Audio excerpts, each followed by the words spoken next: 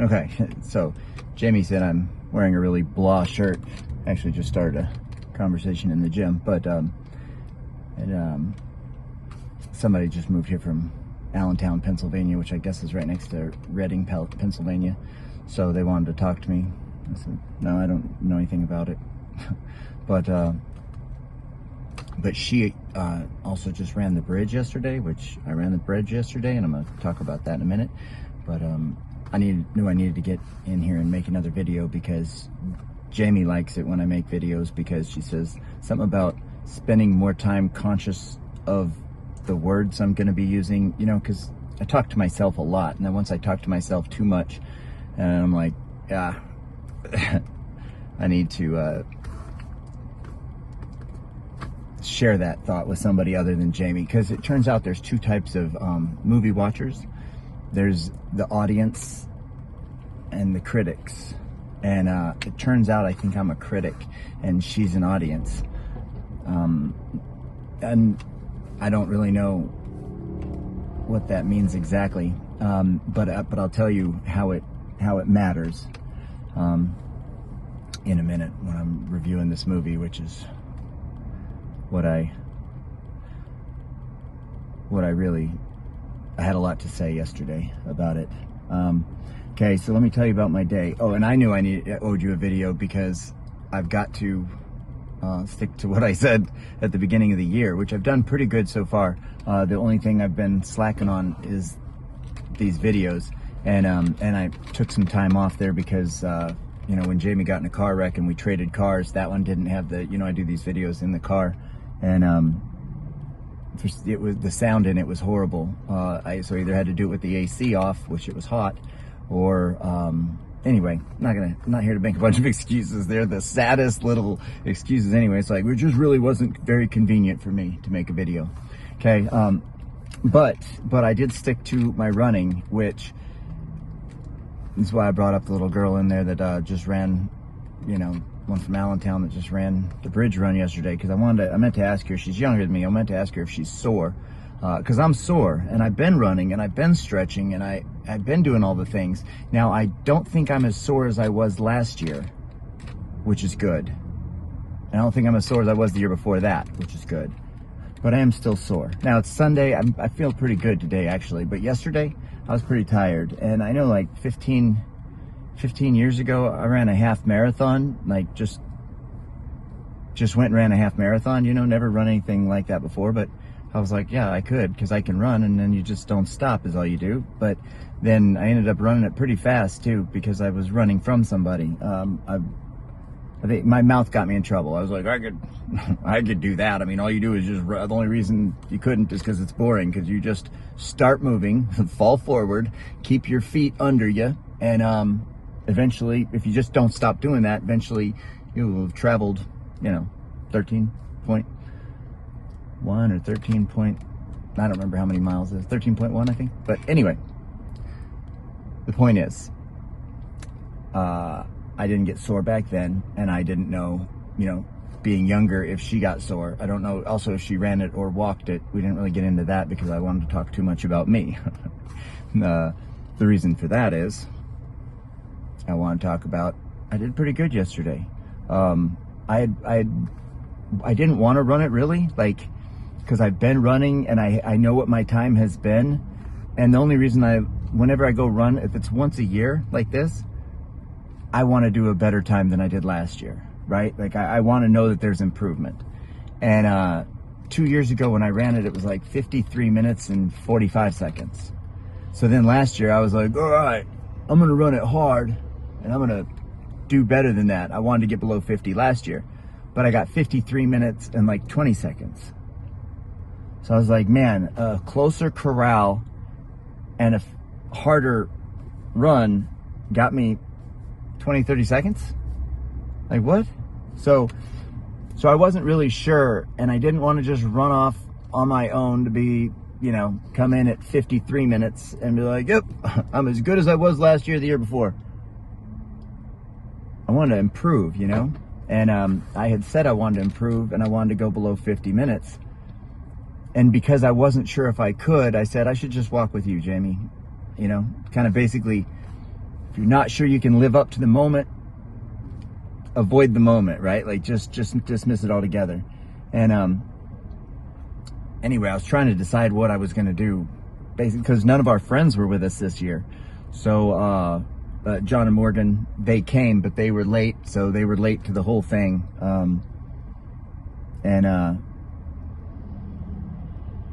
Anyway, the rest of them all had stuff going on, and so Jamie was going to be walking by herself. Now, 2 years ago, when I ran the 53 minutes and 45 seconds, she was pregnant. Last year, when I ran the 53 minutes and 15 or 20 seconds, whatever, she was pushing a stroller with a baby in it. This year, she had a running stroller, and she's pregnant. So this year is really a combination or a culmination. I'm not sure. We should look that up and so we can learn, but I think it's a culmination, which is I think that, and then but it's also definitely a combination of the first two, because she was pushing a stroller while pregnant. Anyway, all that aside, I was like, I should probably run it with you. And actually, I didn't really even think about all the reasons, but like if she had to go to the bathroom, she's either got to take the baby into a porta-john with her, or she's got to ask a stranger to hold the baby. I don't actually know what you do in that situation. But so I was thinking, I mean, I wasn't even thinking about that, but I still thought I should just walk it with her so she has somebody to be with the whole way. And part of that was me being honestly a good, loving husband and father. And then another significant part of that was me not wanting to run hard. But I did. I told her, I said, what I'll do is I'll start out and I'll know because I've got my map, my run. I know stopwatch, and like this is the first time I had a map, my run.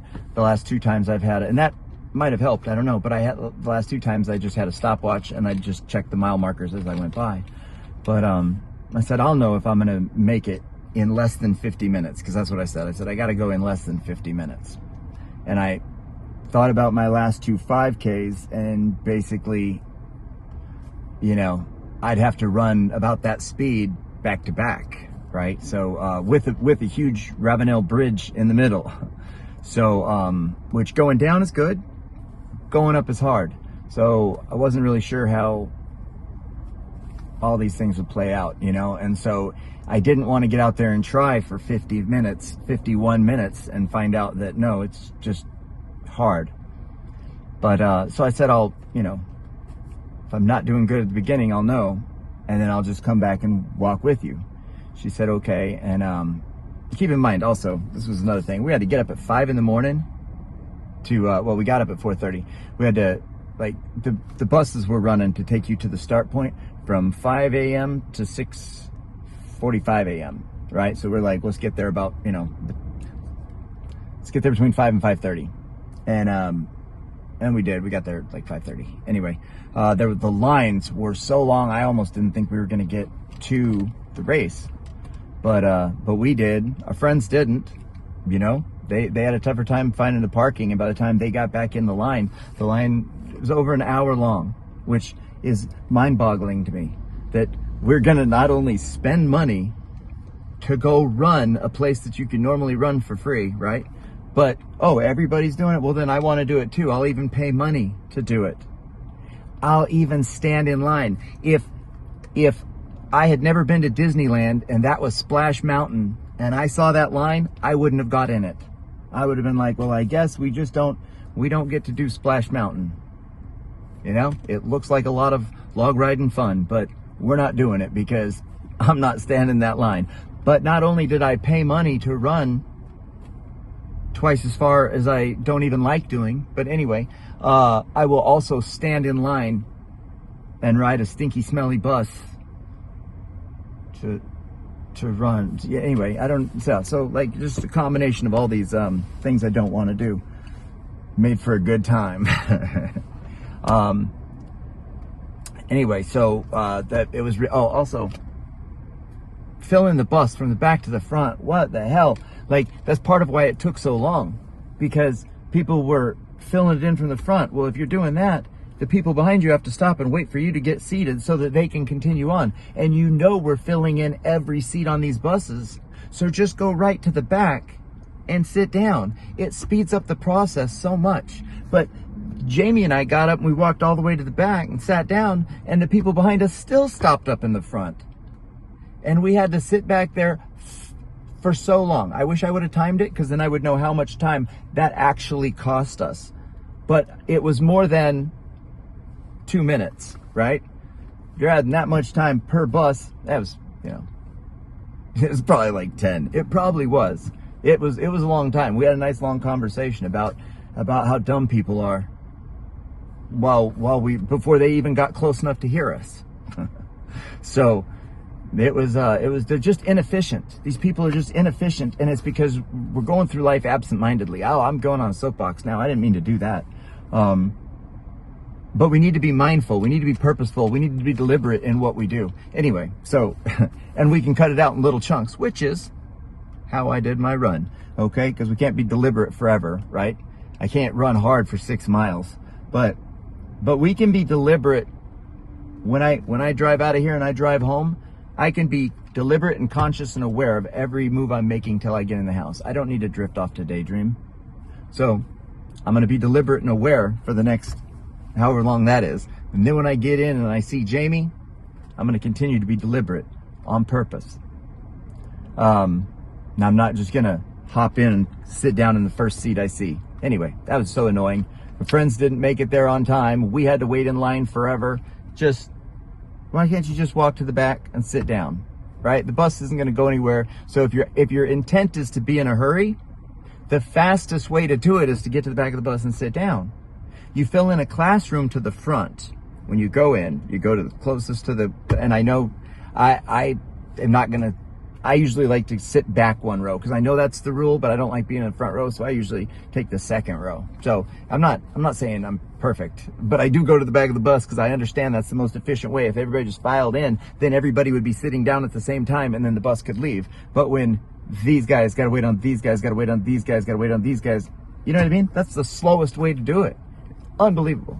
So anyway, we did finally make it there, and we got to start running, and the first mile was 9 minutes. I mean, it's just shy of 9 minutes. And I was like, well, 9 minutes times that by 6, that's already 54 minutes, and I still have 0.2, so we're looking at like 55. But it was pretty congested at the beginning. So, all right, I'm gonna go a little bit faster on the second mile. So I tried that, and the second mile was like 8, it was a little over 8. And then the third mile had the bridge in it. So at the third mile, I was like, I need to push it a little bit harder. And I don't remember exactly where I was at on the third mile, but I know at 3.1, so the halfway point, I was at 25:30. And so I was like, man, 25:30, that's like, but I knew my clock was probably a little bit, I'd started a little after the time. So it turns out it probably was like right at 25. But on everything that I had, it said I'd been around for 25:30. So, anyway, that's like, the time is going to be rough in order for me to get under 40 now, because I'm going to have to run the second 5K faster than I ran the first 5K. So I don't really see that going well for me, but I did it. After 4 miles, I was at 32 minutes. And I was like 32 minutes right on the nose. That puts me at like a, I don't know, 49, 45 or something, I think, if I can just maintain a solid pace. And so that was after 4 miles. And so I was like, let me run hard on this 5th mile, because if I do, I should be able to know I can just kind of coast in on the 6th mile. So on the 5th mile, I tried to run hard, but all I did was, it was like, I got it in like 8 minutes. Well, what I'd hoped was I could get it in like a little faster than that, so I had a little more than that, because 8 minutes is that number I was supposed to maintain. So I thought, okay, let me just try a little bit harder on the 6th mile. I have to now. I have to, like, seriously. And I, gave it, I don't want to say I gave it all I could. I gave it all I could to come in under 50 minutes. So 49, like 16, I think. I was just constantly speeding myself like that, you know, and checking the time, being like, okay, well, at first I wasn't going to make it, so I had to run harder, and then I started gassing, but I was like, okay, you know. So I just sat there doing all the numbers in my head the whole way, because if you know what you need in this 1 mile, just get that, you know. And each time you do that, there's less in front of you, you know. So that was kind of fun. But the point is, it was exhausting, right? Got up super early, went out and did that. It was exhausting.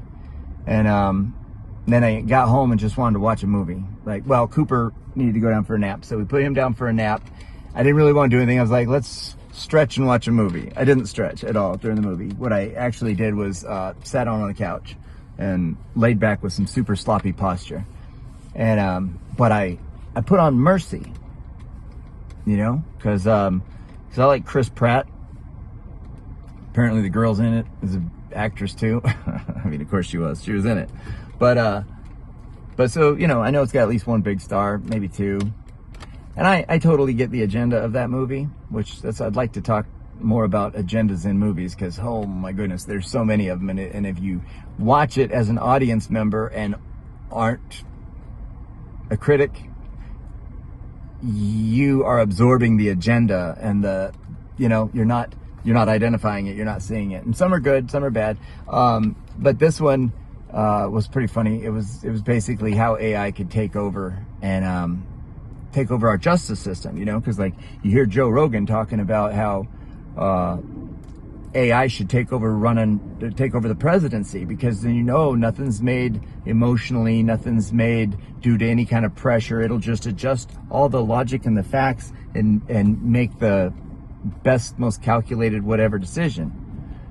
What people don't understand about that, right, is as we let everything take over, I mean, you know, there's the movie Mercy, but if you start letting that stuff take over, think about it. If it's making the most calculated facts with no whatever, like, it could, what about these miracle people? So it could give up on somebody because it's like, hey, look, you have cancer, you don't have a good chance to live. I mean, I don't know about what it, you know, but just, you know, somebody's gunshot wound and they're like, no, we're not going to treat this patient because we don't want to waste the doctor's time on somebody who's going to die. Now, I don't know. That's just a far-fetched idea. It's sort of, but I mean, if it's free medical, why would they waste it? Like, probability is low. Don't even waste your time on that patient.